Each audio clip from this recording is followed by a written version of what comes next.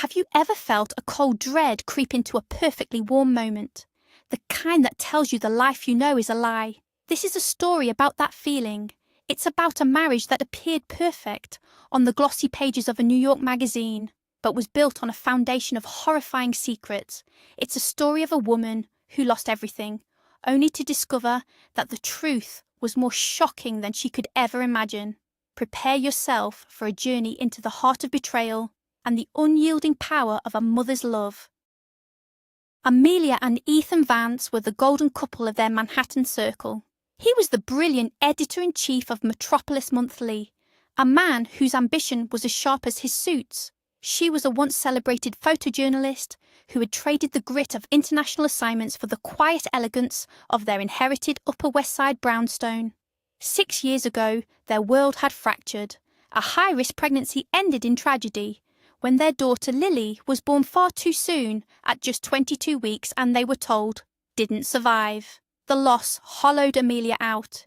Ethan, ever the supportive husband, encouraged her to step away from her demanding career.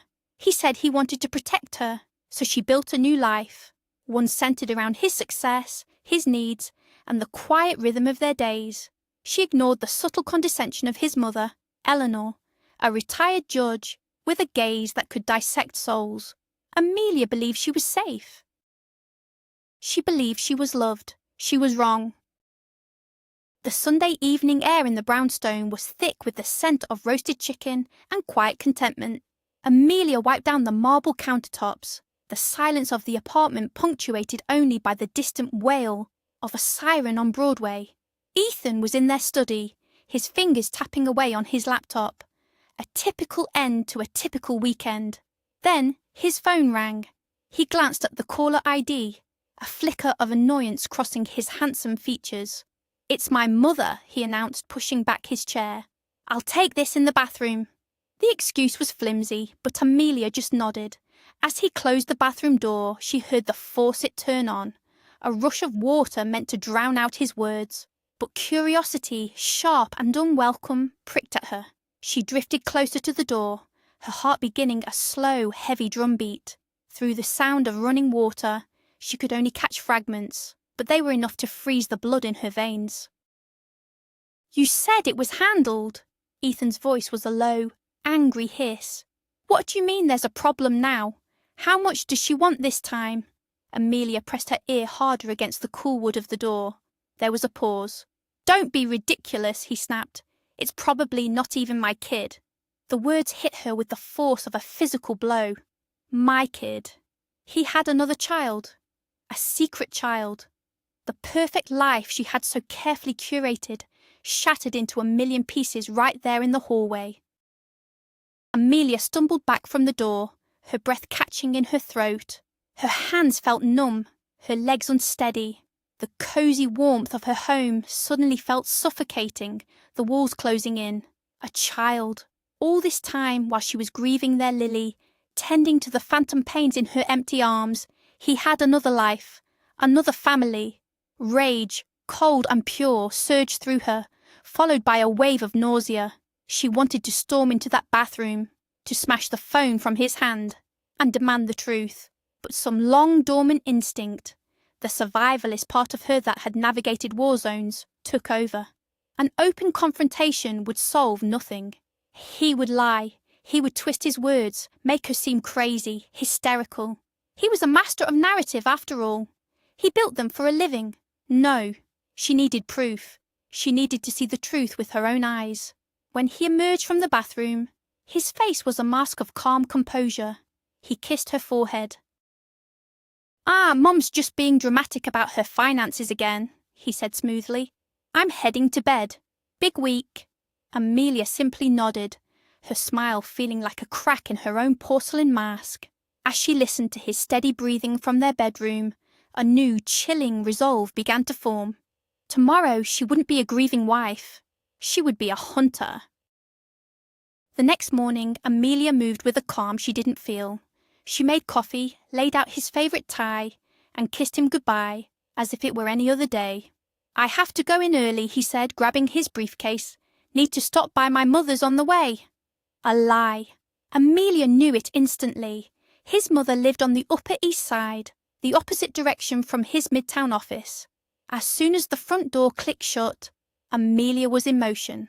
She threw on a coat, grabbed her purse, and raced down the stairs to the street. Ethan's black sedan was just pulling away from the curb. Without thinking, she hailed the first yellow cab she saw. "Follow that car," she said, the words feeling foreign and melodramatic on her tongue. The cab driver, a grizzled man who had clearly seen it all, just grunted and merged into the chaotic flow of morning traffic. He didn't ask questions. They weaved through the city, crossing town, heading not towards the posh addresses of the Upper East Side, but towards the less glamorous, more functional landscape of Midtown West. Amelia's heart hammered against her ribs.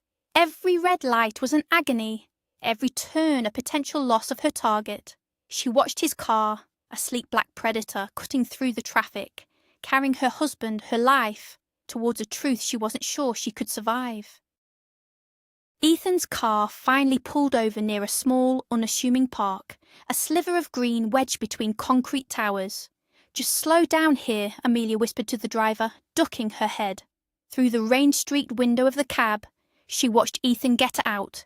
He looked impatient, checking his watch. A few moments later, a young woman approached him. She was plainly dressed, her expression anxious. They spoke for less than a minute. Amelia couldn't see their faces clearly, but the tension in their posture was palpable. Then Ethan reached into his coat, pulled out a thick white envelope and thrust it into the woman's hands. He said something sharp, turned on his heel, and walked away without a backward glance. The woman clutched the envelope to her chest and quickly disappeared into the morning crowd. Money. He was paying her. Child support, most likely. The image burned itself into Amelia's mind. The sterile transaction, the lack of any affection, the cold finality of it. This wasn't just an affair. It was a settled, long-standing arrangement. He was paying to keep a secret. He was paying to keep his other life separate from hers. The taxi driver glanced at her in the rearview mirror. "Where to now, lady?" he asked softly. Amelia couldn't answer. A sob tore from her throat, a raw, ragged sound of a heart breaking all over again. Shame and confusion warred within her. She needed an ally, a familiar voice to tell her she was overreacting. She called Chloe, her best friend since their days at Columbia's journalism school. Chloe was the one person who knew everything about her. They met at a chic Soho cafe, the air buzzing with chatter and the aroma of artisanal coffee. "You what?" Chloe's perfectly shaped eyebrows shot up in disbelief as Amelia recounted the morning's events. "Amelia, you followed him? Honey, that's not healthy." Chloe reached across the table, her hand covering Amelia's. "Look, Ethan adores you. He's just under a lot of pressure. Maybe that woman is an old informant, a source he's paying for a story. You know how this business works." Her voice was so reasonable, so soothing, that Amelia felt her own certainty begin to waver. "But Chloe, he said my kid on the phone." "You said you only heard fragments." "You could have misheard anything," Chloe insisted. "A man like Ethan, in his position, he has enemies. Maybe someone is trying to blackmail him with a fake story. Giving her money could just be to make her go away. Think about it. There is no way Ethan would cheat on you. He's a rock. He's been your rock for 6 years. Chloe's words were a comforting balm on a raw wound. Amelia wanted to believe her. She desperately wanted to believe that she was wrong, that her grief had made her paranoid. She left the cafe, feeling a little lighter, but the seed of doubt, once planted, had already taken root. A week passed. A tense, fragile week, where Amelia tried to pretend that nothing had changed. She watched Ethan searching for cracks in his facade, but he was as charming and attentive as ever. She almost convinced herself it had all been a terrible misunderstanding. Then late one night, it happened again. She had fallen asleep on the living room sofa, a book resting on her chest. She woke with a start to the sound of the front door opening and closing softly. Ethan was home. She heard his hushed voice from the foyer. He was on the phone again. She remained perfectly still, her eyes closed, feigning sleep. This time there was no running water to muffle his words. "I don't get what her problem is," he was whispering, his voice laced with venom. "Chloe, she brought it up to you, right? The affair nonsense." Amelia's blood ran cold. He was talking to Chloe. "Yeah, I calmed her down, but she's getting suspicious. The tranquilizers aren't working fast enough. The doctor said it would be gradual." Tranquilizers. Her mind reeled. "She's just sitting at home all day festering. We need to accelerate the plan. I need her to start acting erratically. I need a reason to get a psych evaluation. That pre-war apartment is worth a fortune, Chloe. Why should I spend millions on a new place for us when this one is right here for the taking?" He paused, listening. "Don't worry, baby.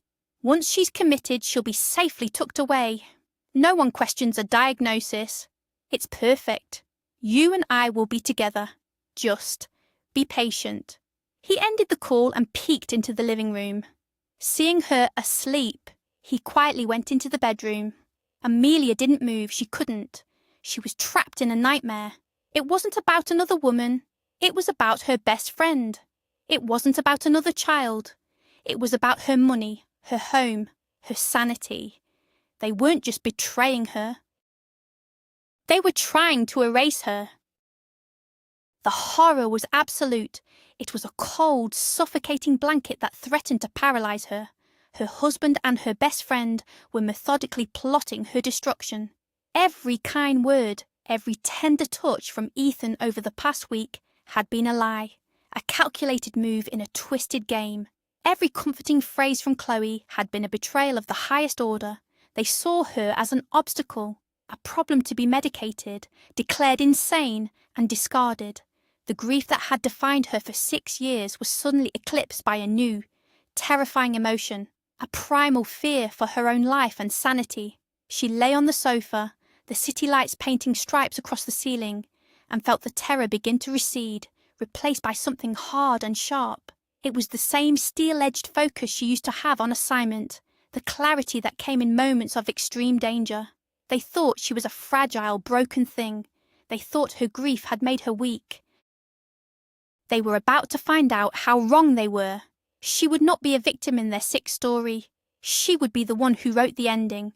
The hunt was no longer for a secret. The hunt was now for her survival and for their downfall. The next day, her plan began to take shape. While Ethan was at work, she searched his study, his briefcase, his gym bag. Her hands were steady, her purpose clear. In the inner pocket of the leather briefcase he always carried, she found it. A small, unlabelled glass vial filled with a clear, odourless liquid, tucked away next to a tiny dropper. This was his weapon, the tranquilizer he was feeding her, drop by drop. She stared at it, the instrument of her planned demise, resting in her palm. The urge to smash it against the wall was immense, but she resisted. This was evidence. Carefully, she took an old, empty container for contact lenses from her bathroom cabinet. She poured the contents of the vial into one side of the container and sealed it tight. She then rinsed the vial meticulously and refilled it with simple, ordinary tap water. She placed the refilled vial, now harmless, exactly where she had found it in his briefcase. Let him play his game, she thought, a grim smile touching her lips. Let him add his drops of water to her tea. Let him watch and wait for her to unravel. He wanted a show. She would give him one he would never forget. That evening, the performance began. As they sat down for dinner, Ethan poured her a cup of chamomile tea. "To help you relax, darling," he said, his eyes watching her closely. She saw his hand linger over the cup for a fraction of a second, his back partially turned. She took a sip, the warm, harmless water tasting like victory. She needed to give him what he expected, a sign that his poison was working. Midway through the meal, while carrying her plate to the kitchen, she let it slip from her grasp. The expensive porcelain plate, a wedding gift, shattered on the slate floor. "You idiot, you clumsy fool!" she screamed, not at herself, but at the broken pieces. She picked up a large shard and, with a wild cry, hurled it against the wall. Ethan rushed into the kitchen, his face a perfect blend of alarm and concern. But Amelia didn't miss the glint of triumph in his eyes. a flicker of satisfaction he couldn't quite conceal. "Amelia!" "Honey, what's wrong?" "It's just a plate," he said. Trying to take her in his arms, she shoved him away. "I'm sick of it all, she shrieked, her voice raw with manufactured hysteria. "Sick of this perfect house and these perfect plates." She allowed herself to sob, collapsing into a heap on the floor. He knelt beside her, his touch gentle, his words soothing, but she could feel his cold, calculating mind working behind the concerned facade. The bait had been taken. A few days later, Ethan told her he was worried and had arranged for a doctor to make a house call. "A friend of a friend," he said casually, "just to check on you." Amelia knew this was the next phase of his plan. The doctor arrived that afternoon, a gaunt, nervous man, with thinning hair and shifty eyes. His name was Dr. Finch. Amelia feigned a deep, medicated slumber on the living room sofa, a fluffy blanket pulled up to her chin. In her hand, concealed by the blanket, her phone was silently recording audio. "See? She's been like this for days." Ethan's voice was a stage whisper. "The medication you gave me, it's just making her sleep. I need her agitated, confused. You said there would be hallucinations." Dr. Finch's reedy voice replied, "The dosage might need adjustment. It can present as lethargy initially. Give it time. Is she aware of our presence?" "No, she's completely out of it," Ethan assured him. Amelia focused on keeping her breathing deep and even, a feat that required every ounce of her control. She felt the doctor approach, his presence looming over her. The plan was working perfectly. They were speaking freely, believing her to be incapacitated, weaving their web of lies around her motionless form, and she was capturing every single word. Dr. Finch reached down and gently took her wrist, his cool fingers pressing against her pulse point. "Pulse is steady," he murmured. "She seems stable, just deeply sedated." This was her cue. The touch was the trigger. Amelia's eyes snapped open. She gasped, flinching away from him, as if he had burned her. She looked from his startled face to Ethan's, her expression a carefully crafted mask of terror and confusion. Who are you?" she stammered, scrambling to the far end of the sofa and pulling the blanket around her like a shield. "What are you doing in my house?" Dr. Finch recoiled, his professional demeanour crumbling. "Amelia, darling, it's all right," Ethan said, rushing to her side. "This is Dr. Finch. I called him because I was worried about you. You've been so unwell." "Unwell?" she repeated, her voice trembling. "There's nothing wrong with me. Why are there strangers in our home? Get him out, Ethan. Get him out." She was playing the part of a paranoid, frightened woman, and she could see from the look exchanged between the two men that they were buying it completely. Dr. Finch, eager to escape, made a hasty exit, promising to call Ethan later. The checkmate was getting closer. They thought they were witnessing her descent into madness, but they were actually just actors in her meticulously directed play. The next pawn in Ethan's game arrived a day later. His mother, Eleanor Vance, appeared at the door, unannounced, dressed in an impeccably tailored Chanel suit, her face set in an expression of grave concern. "Amelia, my dear," she said, her voice smooth as silk, but with an undercurrent of steel. "Ethan has told me you haven't been feeling yourself. I came to see how you are."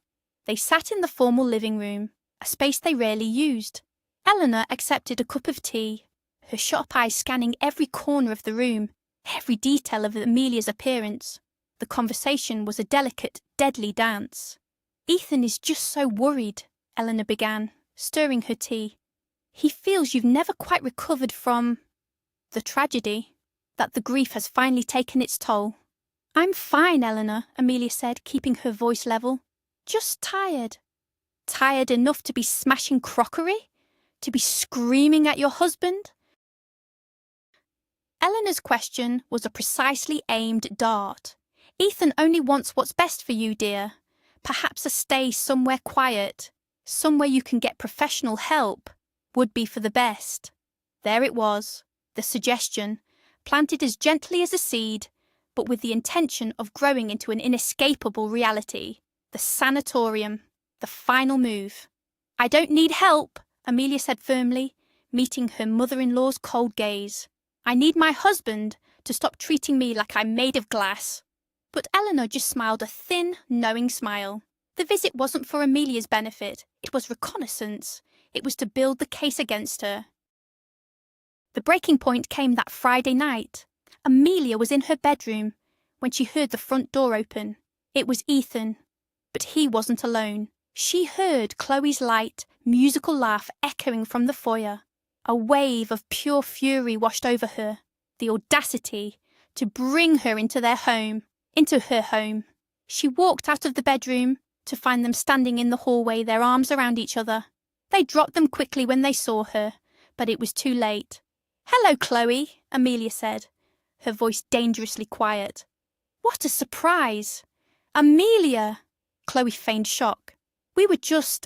I was dropping off some paperwork for Ethan." "At 10 o'clock at night?" Amelia's eyes narrowed. "Get out of my house." "Now, Amelia, be reasonable," Ethan started, stepping forward. "Chloe is our guest." "She is your mistress." Amelia spat the words tasting like acid. "And you are a monster who's trying to poison me. Both of you, get out." "Sss." Chloe let out a theatrical gasp. "See, Ethan? She's completely lost it. She's delusional." "That's it," Ethan said, his face hardening into a cruel mask. "I've had enough of this. You are a sick woman, Amelia. I'm going to make one phone call, and a team of professionals will be here to take you somewhere you can't hurt yourself or anyone else. It's for your own good." The threat hung in the air, heavy and final.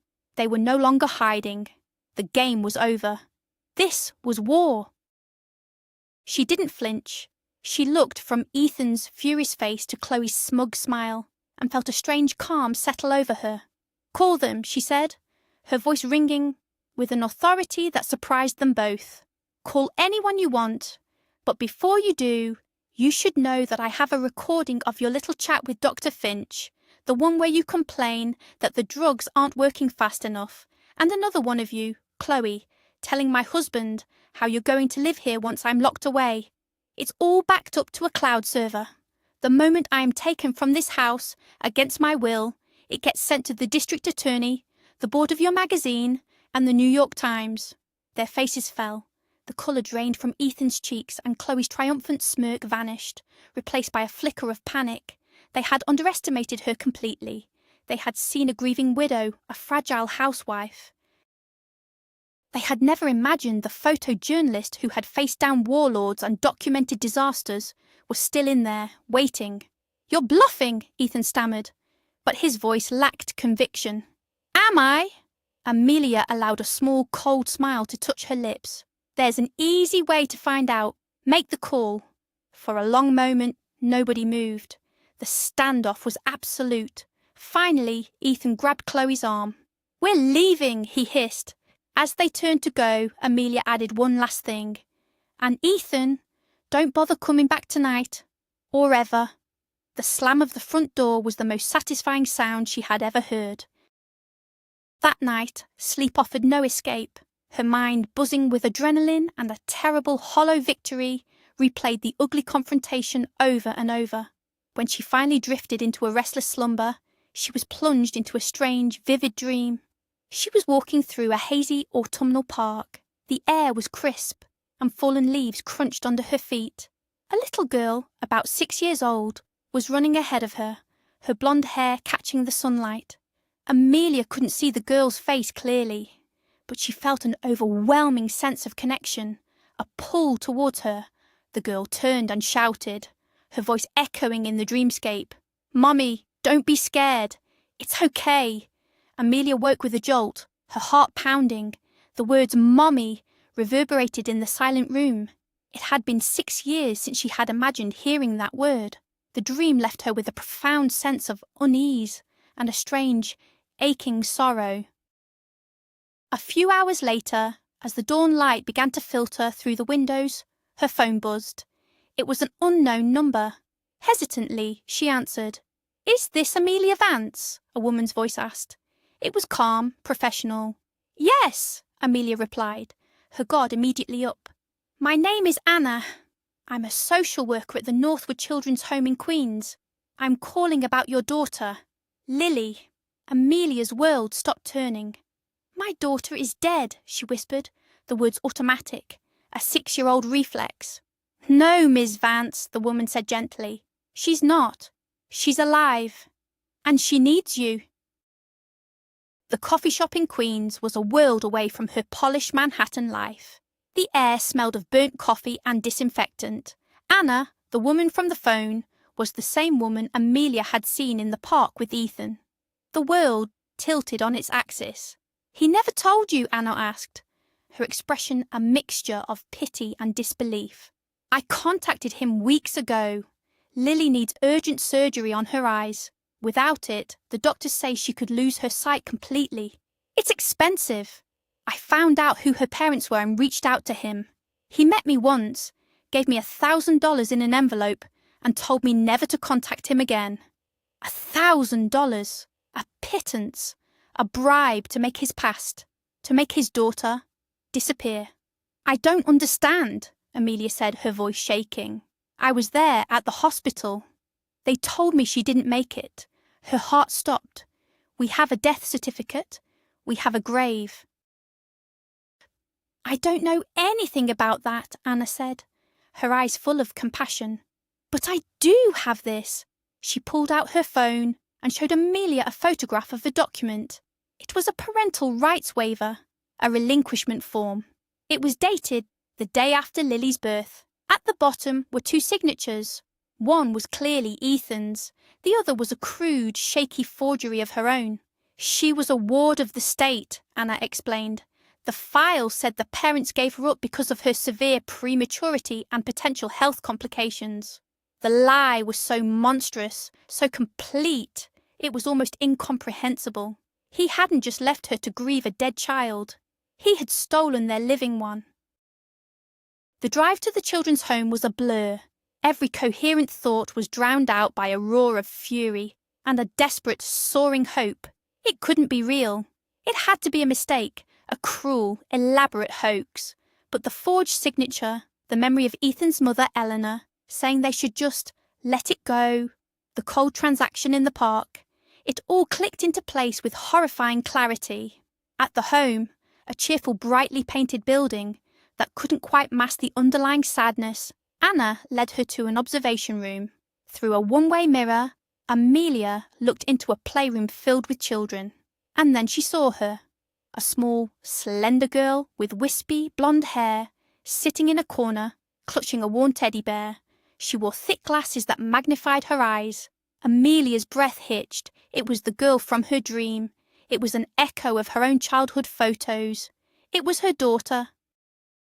A sob escaped her lips, a sound of 6 years of pain and love and loss all erupting at once. "That's Lily," Anna said softly beside her. Lily. She was real. She was alive. She was just a few feet away, separated by a pane of glass and a mountain of lies. The grief Amelia had carried for so long didn't vanish. It transformed into a fierce protective fire that would burn down anyone who stood in her way. Amelia asked to meet her, not as her mother, not yet. That would be too much, too soon. She was introduced as a photographer who wanted to take pictures of the children. She knelt in front of Lily, her heart feeling like it might burst from her chest. The little girl looked up, her green eyes so like Amelia's own, blinking behind the thick lenses. "Hello," Lily said, her voice a small, shy whisper. "My name is Amelia." "It's nice to meet you, Lily." "Are you going to take my picture?" Lily asked, hugging her bear tighter. "I don't like pictures. The other kids say my glasses look funny." The casual cruelty of children sent a pang through Amelia's heart. "I think you are the most beautiful girl I have ever seen," Amelia said, her voice thick with emotion. "And I think your glasses are very stylish." A tiny smile touched Lily's lips. For 10 minutes, Amelia talked to her, learning about her favourite colour, yellow, her best friend, the teddy bear named Barnaby, and her love for drawing. It was the most painful, and most beautiful 10 minutes of her life. Leaving her there, walking out of that building and back to her car, was the hardest thing she had ever done. But she made a silent vow to the little girl in the playroom.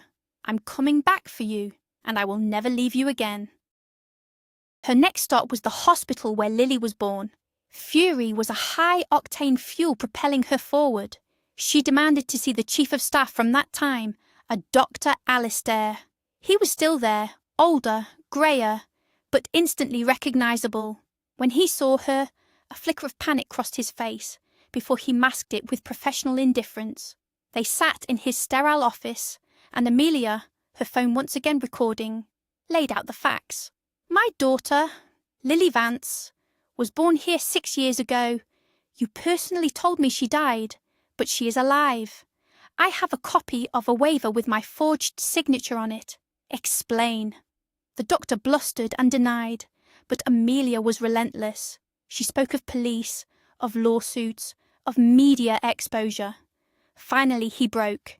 It was his mother, he confessed, his voice low and defeated. Eleanor Vance. She was a powerful judge. She came to me. She said the child was severely compromised, that it would be a burden on her son's career and their life. She said it was a mercy. She threatened me. A full audit, an investigation into my department. She said she would ruin me.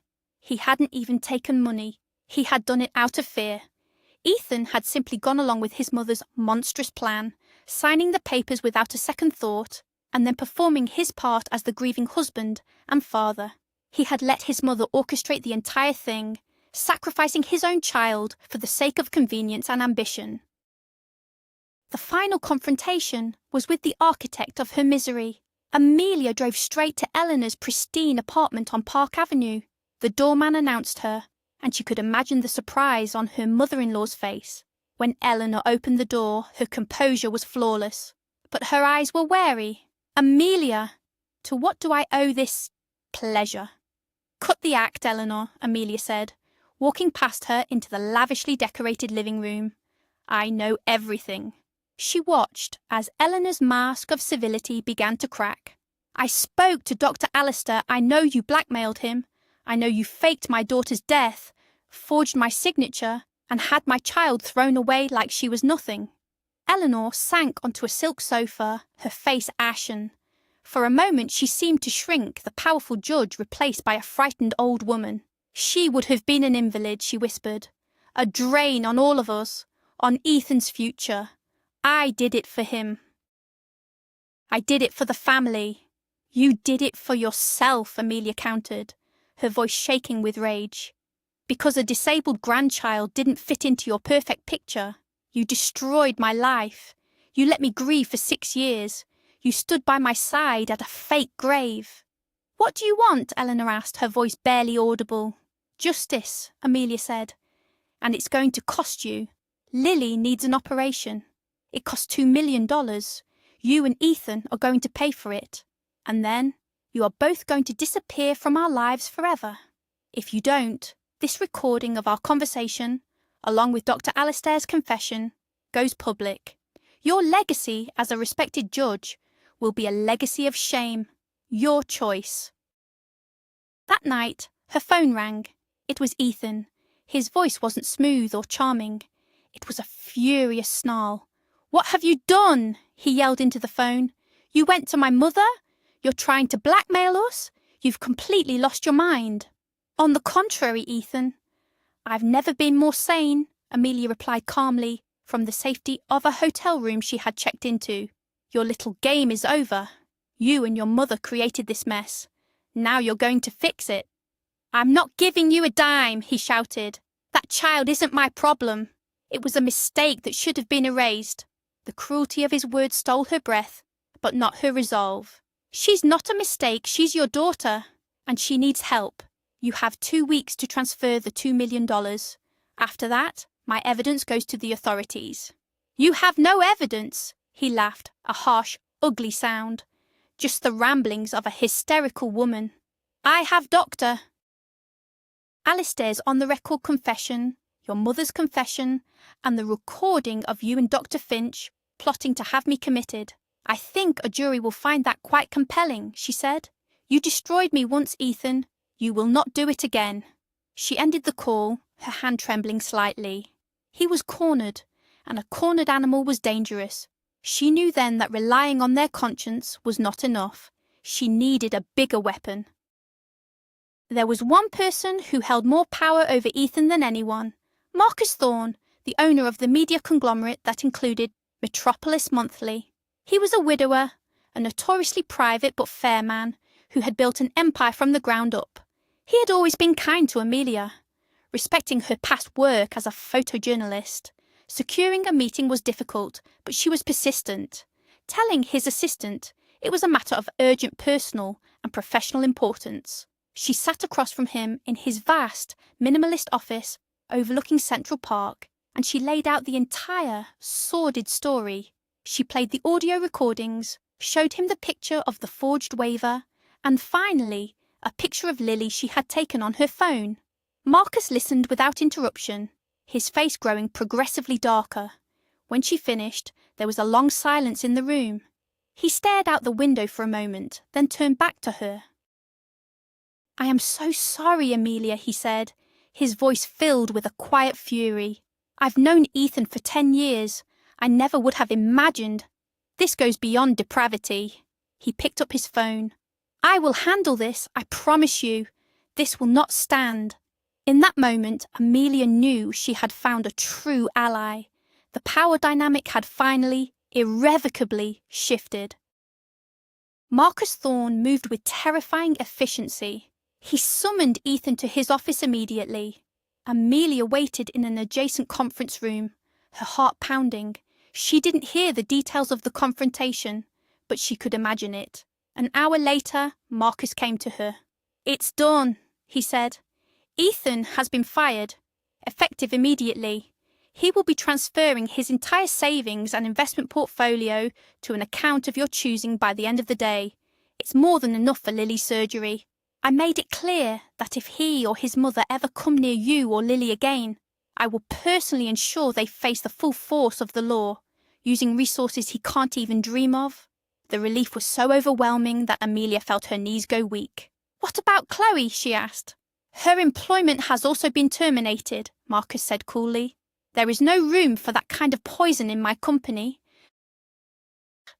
He then looked at her, a thoughtful expression on his face. "The magazine now has a vacancy for editor-in-chief. It requires integrity, strength, and a keen eye. I think you'd be perfect for the job." The offer was so unexpected, so audacious, that Amelia could only stare at him. A new job, a new life. It was all happening so fast. It was a chance to reclaim everything she had lost, and more. As she walked back towards the editor's wing, she nearly collided with Chloe, who was storming out of her office with a cardboard box full of her belongings. Her face was tear-streaked and blotchy, her usual poise completely gone. "You!"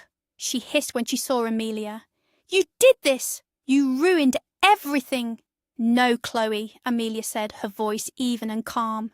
"You did this to yourself. You and Ethan. You made your choices." "He loved me," she cried. "We were supposed to have a life together. A life built on my destruction, on the theft of my child."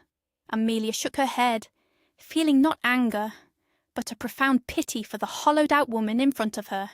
"I hope you find whatever it is you're looking for, Chloe. But you won't find it by destroying other people." She walked past her without another word, heading towards her new office. The nameplate on the door still said, "Ethan Vance." She reached out and ran her finger over the cold brass letters. Soon it would have her name on it, a name she would take back, her maiden name, a name that was hers alone. It was more than a new job. It was a resurrection. The next few weeks were a whirlwind. Lily's surgery was scheduled at a top-tier hospital, funded by a combination of Ethan's liquidated assets and a generous corporate donation from Marcus Thorne. While Lily was recovering, Amelia threw herself into her new role at the magazine, her mind sharper and more focused than it had been in years. The staff, who had long whispered about Ethan and Chloe's affair, welcomed her with open arms. She was a breath of fresh air, bringing an empathy and a worldly perspective that had been sorely lacking. She also started the legal process. The divorce was swift and uncontested. The adoption of her own daughter was more complex, but with Marcus's legal team smoothing the way, the bureaucracy fell away. He and his mother, as promised, vanished. They sold their apartments and moved to some remote corner of the country, erased from her life as completely as they had tried to erase her daughter. Amelia worked, she planned, she fought, and she waited for the day she could finally bring her daughter home. She was no longer just a survivor. She was a builder, constructing a new life for them, brick by brick, on the ruins of the old one. The day she brought Lily home to the brownstone was the best day of her life. The little girl, her eyes bright and clear behind a new, much thinner pair of glasses, walked into the large apartment with a look of pure awe. "This is all for us," she whispered, clutching Amelia's hand. "All for us," Amelia confirmed, her heart swelling. They spent the afternoon exploring. Amelia showed her the room she had prepared, painted a sunny yellow with a bookshelf full of stories and a brand new teddy bear, a friend for Barnaby. That night Amelia tucked her into bed, the first of what she prayed would be thousands of nights. "Mommy," Lily said, her voice small in the quiet room, "will you be here in the morning?" The question, born of a lifetime of instability, pierced Amelia's heart. She leaned down and kissed her daughter's forehead. "I will be here in the morning, and the morning after that, and every morning for the rest of our lives," she whispered. "I'm never leaving you again, I promise." For the first time in 6 years, Amelia's home felt whole. The ghosts were gone, replaced by the quiet breathing of a little girl safe in her bed. A year later, life had found a new, joyful rhythm. Amelia excelled at the magazine, bringing a new depth and integrity to its pages. Lily was thriving in first grade, a bubbly, confident child who had left the shyness of her past behind. The shadows were still there, of course. Sometimes Lily would wake from a bad dream, needing reassurance that this new life was real. But those moments grew fewer and farther between. Their bond, forged in loss and rediscovered in truth, was unbreakable. Marcus Thorne had become a steady presence in their lives. He was no longer just her boss, but a friend, a mentor, and something more that neither of them had dared to name. He would join them for Sunday brunch or trips to the museum, and the easy way he had with Lily made Amelia's heart ache with a hope she had thought long dead. He respected her strength, admired her resilience, and never once treated her like she was fragile. He saw the woman she was now, not the broken person she had been. He made her feel seen. He made her feel safe. But after the scale of Ethan's betrayal, trusting someone with her heart again felt like a monumental leap of faith. On New Year's Eve, they were at home, just the two of them, watching the ball drop on TV. The doorbell rang, startling them both. Amelia opened it to find Marcus standing there, not in a suit, but in a ridiculously festive Santa Claus costume. "Ho, ho, ho, ho, ho!" he boomed, a twinkle in his eye. "I was told a very good little girl lives here." Lily shrieked with delight, running to hug the unexpected visitor. He gave her a gift, a brand new art set, and listened with rapt attention as she told him her resolutions for the year. After he had tucked a sleepy Lily into bed, he came back to the living room where Amelia was waiting. He took off the fluffy white beard, his expression suddenly serious. "Amelia," he said, his voice quiet, "I've been in love with you for a very long time." He reached into his Santa sack and pulled out a small velvet box. Inside was a simple, elegant diamond ring. "I know it's soon. I know you've been through hell. But I also know that a life without you and Lily in it isn't a life I want to live. Marry me." Tears streamed down Amelia's face. They weren't tears of sorrow or fear, but of overwhelming, unexpected joy. She had thought her story was about revenge and survival. She never imagined it could also be about a second chance at love, a chance to build a real family, not one based on lies, but on honesty, respect, and a love that had been quietly growing all along. "Yes," she whispered, "yes, I'll marry you." And so, in a home that was once a stage for an elaborate and cruel deception, a new family was born. Amelia, the woman they tried to break, became the architect of her own happiness. Lily, the child they discarded, became the centre of a world filled with love and security. And Ethan and his mother, they exist somewhere in the shadows, their wealth and status gone, living with the consequences of their monstrous choices. They are a footnote in a story that is no longer about them. It is a story about the fierce, unyielding power of the truth and the incredible resilience of the human heart to heal, to love, and to build a beautiful life from the ashes of betrayal. Thank you for joining us on this incredible journey.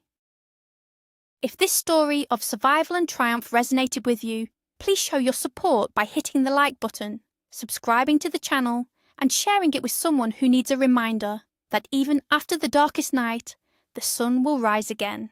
We'd love to hear your thoughts in the comments below. What part of Amelia's story moved you the most?